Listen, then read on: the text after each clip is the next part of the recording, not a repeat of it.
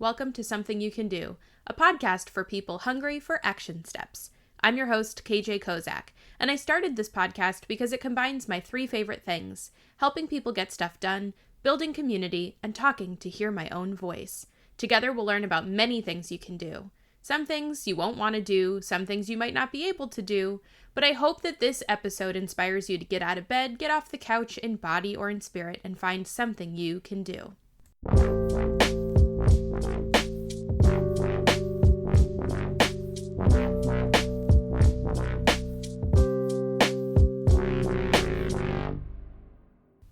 So I've been having kind of a stressful day, week, month, whatever. You know how it goes.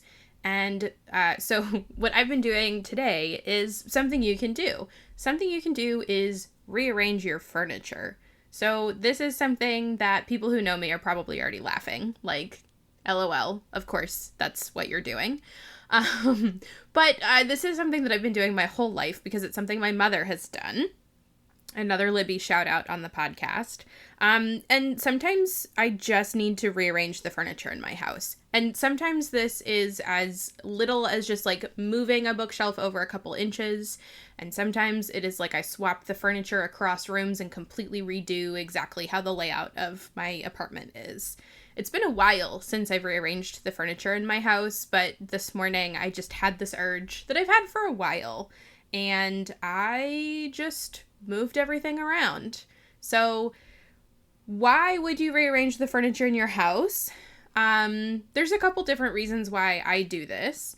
Sometimes it's because I just want things to look a little bit different. Sometimes I'm sitting around and it just feels stale. I just want novelty in my environment. I've been thinking about one of the sort of TikTok trends that's going on. It's not quite a trend, but there's a veterinarian or a cat expert or something, I don't know what she is, who is talking about how cats get bored. And one way that you can make sure that your cat is enriched and not getting bored is by introducing something new to them every day. So maybe you open a closet door that was previously closed. Maybe you let them sniff your dinner without letting them eat it so that they're getting a new scent. And I feel that way sometimes, that having my furniture the same way it's always been it just gets stale. It gets boring. It's nice to have things a little bit different. And so that's one reason that I will rearrange the furniture in a particular room. I usually do it in my home office, but I've actually got things pretty set up nicely in my home office. There's not a lot of room to move things around. There's not a lot of extra options. And that's the other reason why you might rearrange your furniture, is maybe you find a way that the room can serve you a little bit better. So this is how it was in my living room. We have a sort of fake mantle, a boarded up fireplace. I don't know if it was ever a real fireplace, but it's one of those decorative things now. We had the television in front of it, and I just wasn't loving it. The TV blocks the mantle because of the height, and there's another wall where I think the TV would be better. So I moved the couch off the wall 90 degrees. I moved the little entertainment center with the television onto another wall because it feels like a better way to open up the space. There's more room now to kind of walk around. The living room is a little bit more there's a cordoned off area for entertainment, quote unquote. And you can see the television straight on when you're doing the dishes we have a pass-through kitchen.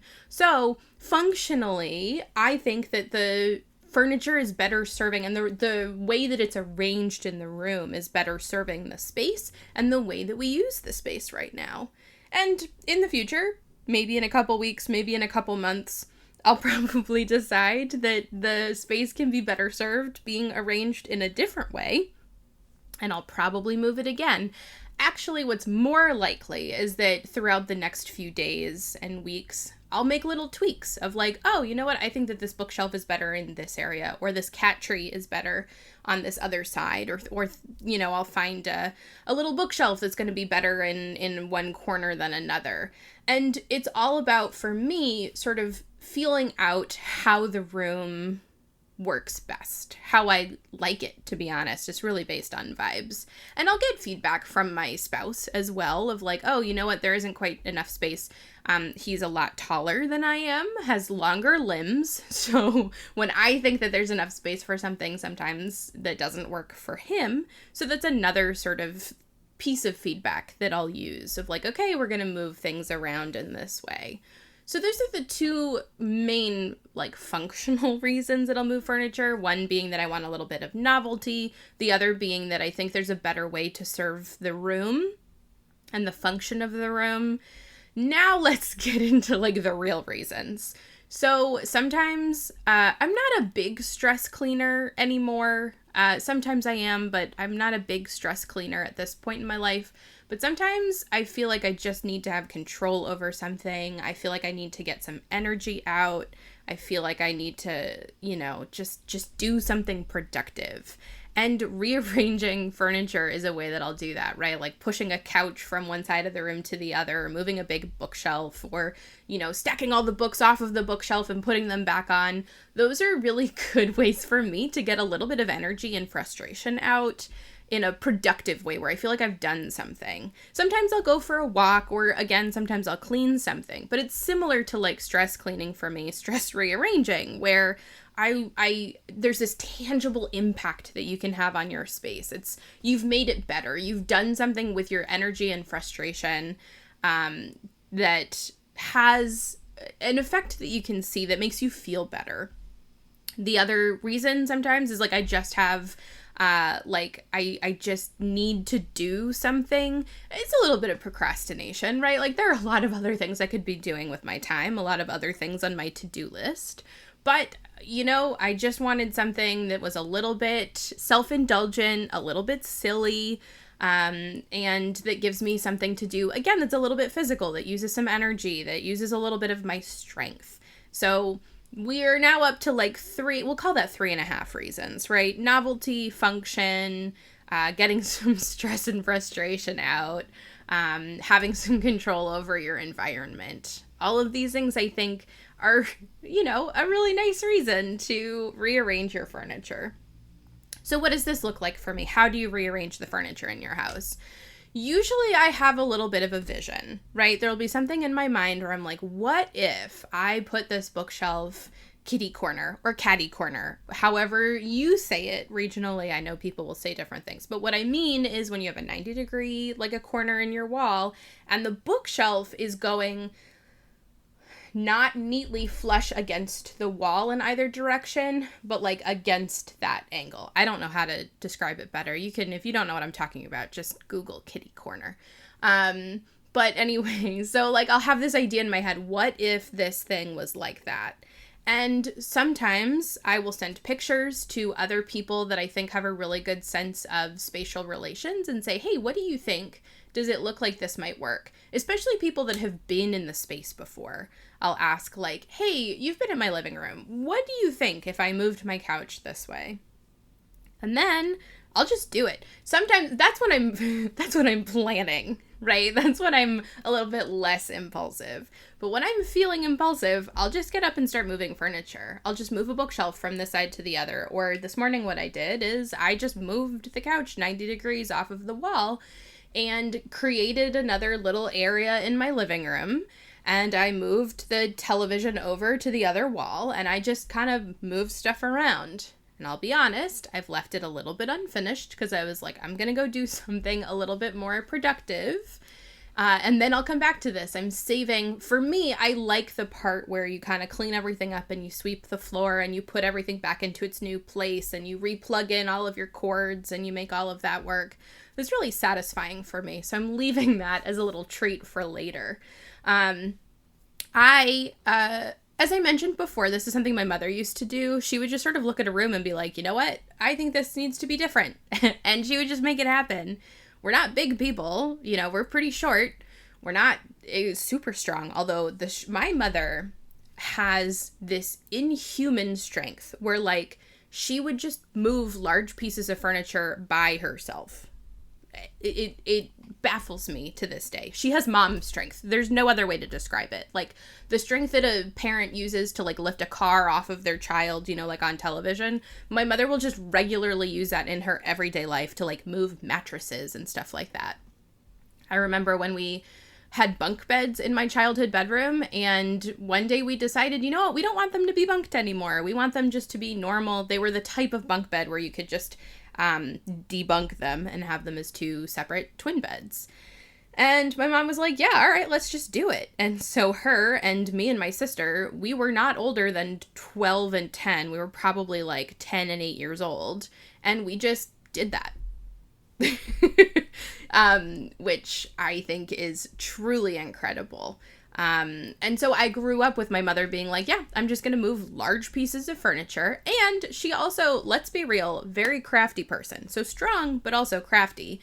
She would use those little disc things, magic sliders or whatever, that you can put under large pieces of furniture so that they don't scratch the floors. Because we did live in a house that had really nice wooden floors.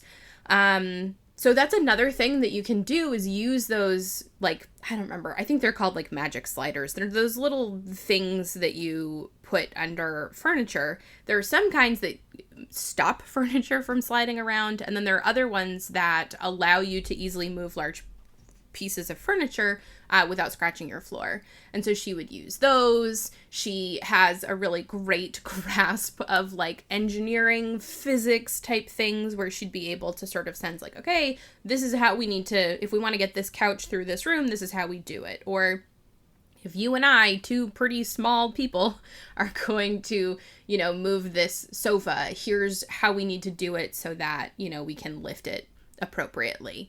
And so taking a lot of those concepts from her, you know, I will move things on my own in the apartment. I've got a good sense of like, okay, this is a big, heavy desk, but here's how I can lift it up, you know, each of the legs to put a spacer under it without hurting myself. And then I can slide it from one end of the apartment to the other without breaking anything or hurting myself.